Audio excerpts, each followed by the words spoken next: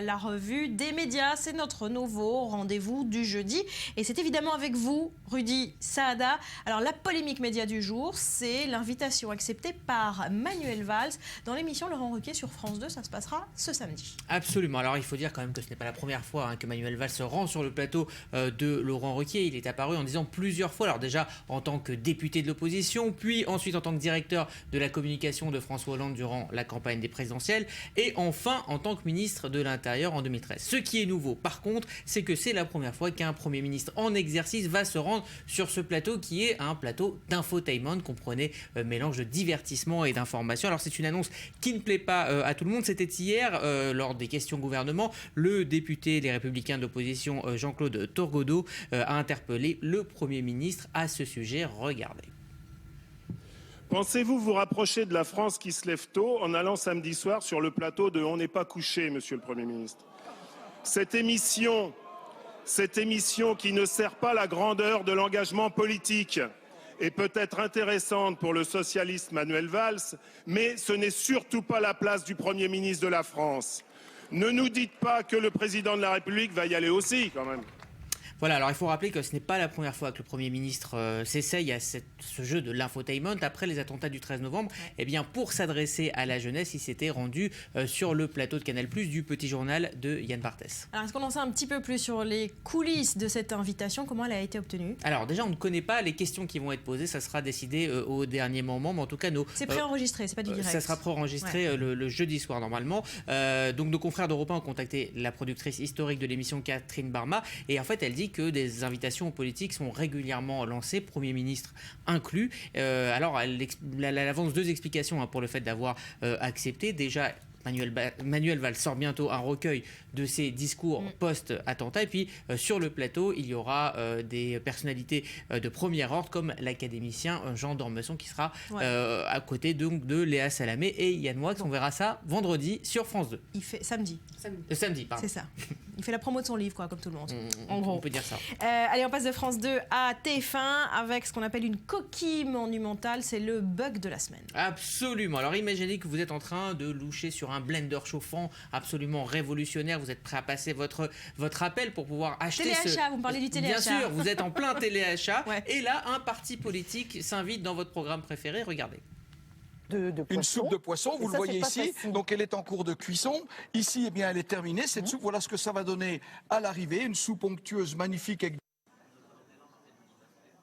plaisir, plus ou moins en plus, hein, on a cette latitude. Vous avez deux modes de préparation, 15 minutes avec des morceaux dedans, 18 minutes avec la texture d'un velouté. Voilà, en pleine soupe de poisson, je ne sais pas s'il faut y voir un message, est-ce que TF1 a donné des explications? Oui, alors très vite, TF1 s'est dédouané dans la journée, son prestataire, sur son prestataire fournisseur de satellites qui s'appelle Globecast. En fait, l'explication est simple. Au même moment avait lieu une cérémonie d'accueil des nouveaux adhérents, les Républicains. L'équipe de news de TF1 couvrait l'événement et donc le faisceau satellite était ouvert et il a donc été accidentellement basculé sur l'antenne principale de TF1. Une enquête est bien évidemment en cours actuellement. Bon, c'était pas très long, quelques secondes à peine.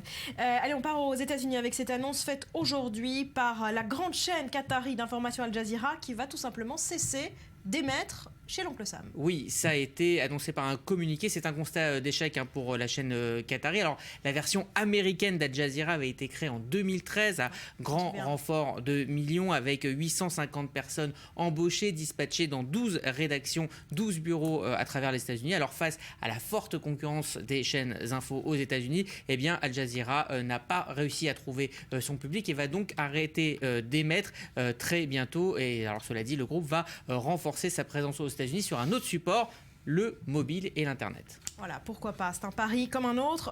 On reste aux États-Unis pour finir avec une bonne nouvelle pour tous les fans de Friends. On parle à la génération des trentenaires en fait. Absolument, fans dont vous faites absolument partie, puisque vous m'avez demandé de mettre cette news absolument dans cette revue des médias. Cela faisait 11 ans, Barbara, que vous attendiez le retour de Rachel, de Ross, de Chandler, c'est-à-dire la bande de Friends, une série qui, vous l'avez dit, a marqué les années 90 et 2000. Alors ce rêve sera réalité, il va durer 2 heures, ce sera le 21 février prochain. L'équipe se retrouvera pour un très très long épisode. C'est ce qu'annonce la très sérieuse Television Critics Association.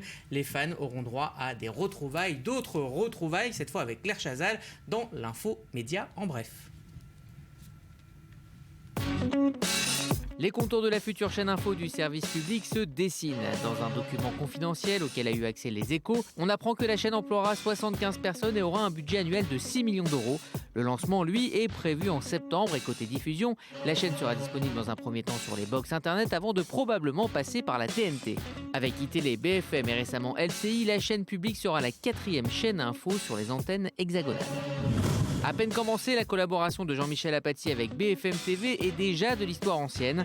La direction d'Europe 1 n'a pas apprécié que celui qui présente la tranche du midi se montre en éditorialiste politique sur BFM TV.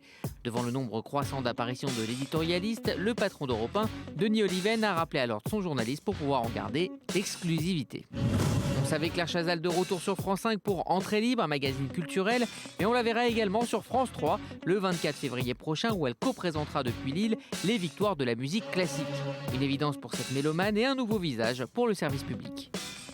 C'était la revue des médias de Rudy Saada. Merci. On parle cinéma.